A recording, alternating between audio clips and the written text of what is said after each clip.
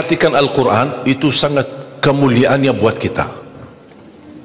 Semakin banyak perhatikan Al-Quran, semakin manfaatnya buat kita. Contoh, ayat Al-Kursi, satu ayat. Rasulullah SAW bersabda, "Man qara'a ayat Al-Kursi dubura kulli salatin laysa bainahu wa bainal jannati illa an yamut."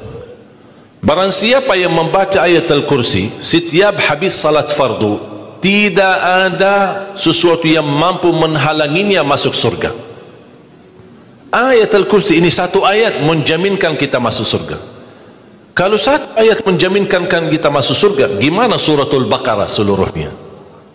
Gimana lagi 30 juz Al-Quran?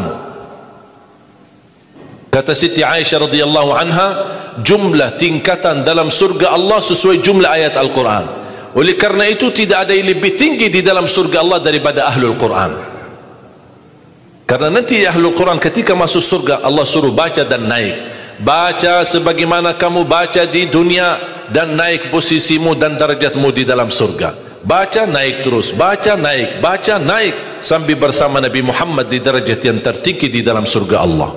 Ini semua berkat Al-Quran. Belum lagi syafaat Al-Quran, belum lagi anak penghafal Al-Quran menghadiahkan 2 mahkota untuk kedua orang tuanya, belum lagi setiap satu huruf dapat 10 kebaikan, belum lagi Al-Quran akan menemani kita saat sakratul maut, belum lagi Al-Quran akan temani kita saat menghadapi mungkar nakir di dalam kubur, belum lagi saat dibangkitkan oleh Allah akan bersama Al-Quran sama kita, belum lagi saat dihisab Al-Quran akan menemani kita, belum lagi saat kita berjalan di atas sirat Al-Quran masih berkenan menemani kita sampai ke pintu surga. Bahkan ketika masuk surga Al-Quran tidak akan tinggalkan kita, masih terus masuk bersama kita di dalam surga sampai naik darjat yang tinggi di dalam surga Allah Subhanahu wa taala.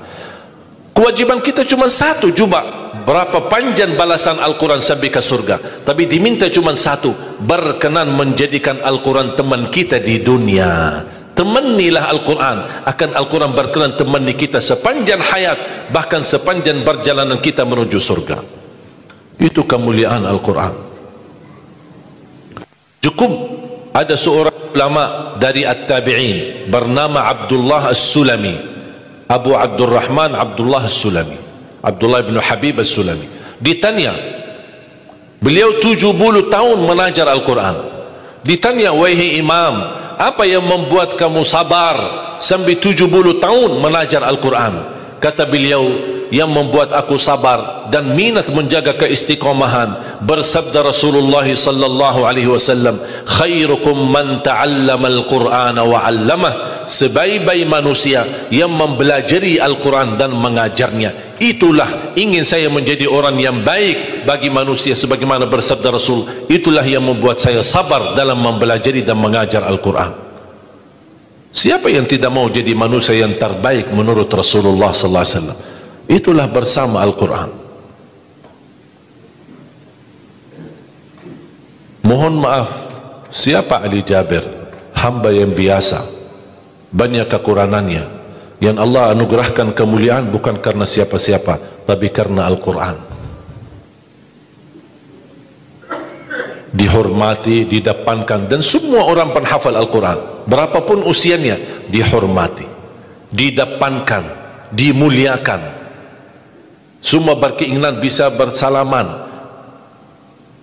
Kita melihat dan menonton acara Hafiz Indonesia, jangankan anak-anak, bahkan yang cacat luar biasa Allah tunjukkan bagaimana kelebihan Al-Quran. Yang buta bisa hafal Al-Quran, yang lumpuh badannya dan jasadnya seperti alana yang tidak bisa jalan hafal Al-Quran.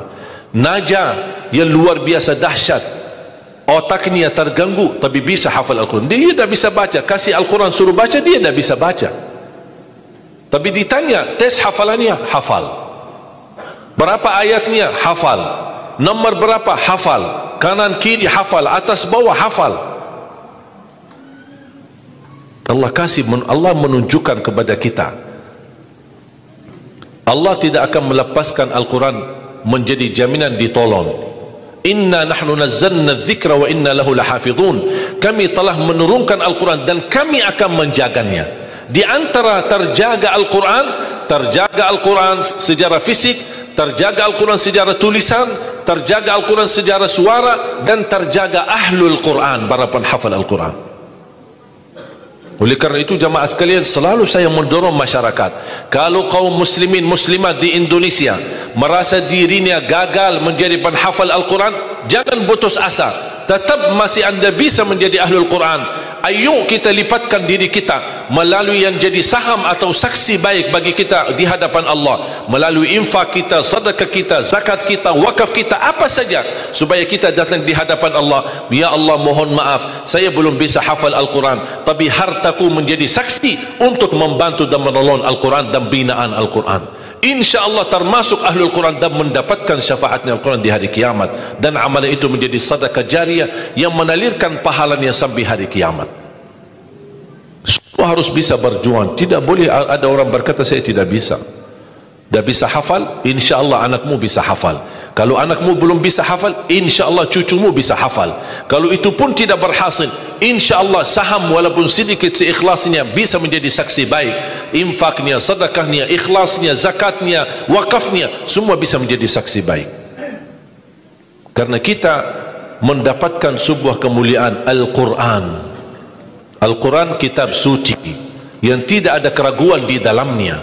Sayang sekali kita bisa kehabisan berhari-hari tidak baca Al-Quran. Saya harap insyaAllah mulai hari ini kita komitmen untuk khatam Al-Quran. Siap? Masih menunggu cara mudah untuk khatam? Saya kasih cara mudah. Ini kan Quran seperti Quran Madinah, ya, modelnya seperti ini halamannya. Sekarang sudah banyak di Indonesia seperti Quran Syamil atau Quran ini sudah mulai seperti ini, Quran Madinah, ya. Maksudnya model cetakannya dicetak seperti ini, mulai dari ayat, kalau di akhir halaman ditutupi dengan ayat. Dulu Quran lama, setiap halaman kita buka kadang-kadang ada separuh ayat di halaman kanan, sisanya di halaman kiri. Sekarang Quran Madinah tidak boleh begitu. Termasuk sudah mulai di Indonesia yang sudah disahkan oleh Kementerian Agama, disesuaikan seperti Quran Madinah. Jadi halamannya atas mulai dari ayat, kalau di akhir halaman ditutupi ayat, tidak disambungkan ke halaman berikutnya, supaya teratur. Di antara mereka susun setiap satu juz 20 halaman, dihitung seperti itu supaya rapi. Apa tujuan? Sebenarnya saya mengambil kesimpulan dari hikmah itu. Kenapa setiap juz 20 halaman?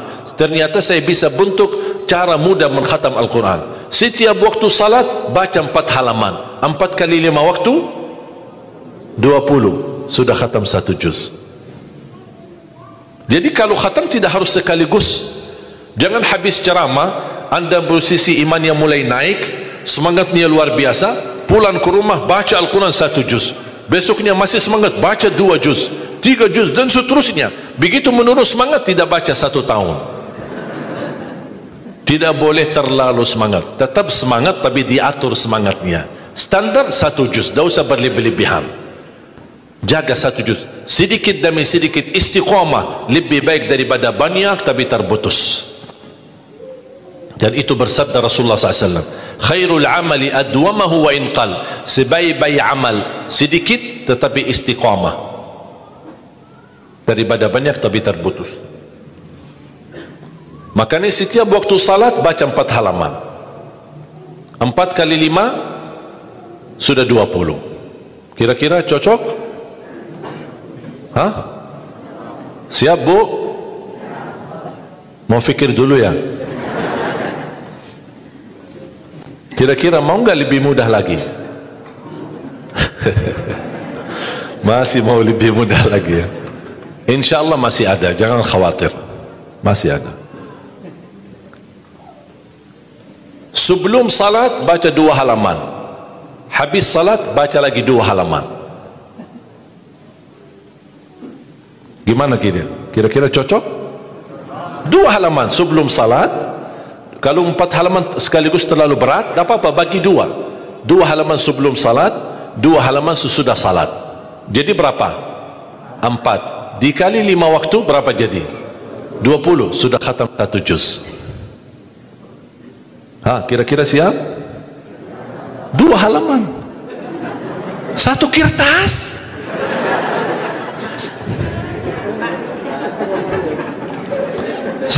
Satu lembar ya,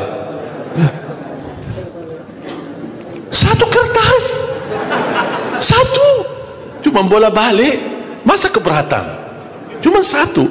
Begitu sebelum salat baca 1 kertas, 1 lembar, habis salat baca lagi 1 lembar. Mohon maaf, lagi semangat, mau nambah jangan tambah, itu aja dijaga sampai selesai. Kalau ini bisa dijaga, insyaallah husnul khatimah, istiqamah dibaca. Siap? Fikir-fikir dulu atau gimana? Hah? InsyaAllah aman ya, cocok. Cocok? Masih mau lebih mudah lagi? Hah? Abu mau? Mau lebih mudah? Ini cara yang tadi yang saya sampaikan, setiap salat, sebelum salat 2 halaman, habis salat 2 halaman, dan seterusnya sampai khatam 1 juz. Itu cara yang termudah untuk orang yang paling malas. Kalau itu tidak bisa, saya angkat tangan, inna lillahi wa inna ilaihi raji'un. Udah ada lagi, sudah habis. Malu kita sama Allah jamaah sekalian. Wallahi waktu kita banyak. Ketika saya berhasil khatam 10 jam bisa khatam 30 juz, Allah kasih 24 jam, masa kita tidak bisa 1 juz? Saya tidak minta 30 juz dalam 10 jam, saya minta 1 juz dalam 24 jam. Jadi kalau ketika anda baca, jangan suka lihat halaman belakang. Itu yang membuat banyak berat. Misal baca Al-Baqarah, sambil dia baca A'udzubillahi minasyaitonir rajim, Bismillahirrahmanirrahim, Alif Lam Mim, Dzalikal kitabu la raiba fihi, hudan lil muttaqin, alladzina yu'minun. Banyak. Sadaqallahul azim. Tidak jadi lanjut karena dia fikirannya sudah berubah. Dia tidak melanjutkan apa yang dia baca, tapi dia sudah membuka jumlah halaman begitu terlalu banyak. Aduh ya Allah, bukan saya tidak mau, masalah tidak ada waktu. Padahal kalau dia lanjut, ada kesibukan, tidak apa-apa, berhenti. Berhasil 2 halaman, berhenti. Ada urusan, aktivitas, ada tamu di rumah, tidak apa-apa, layani sebentar, habis pulang, lanjut lagi.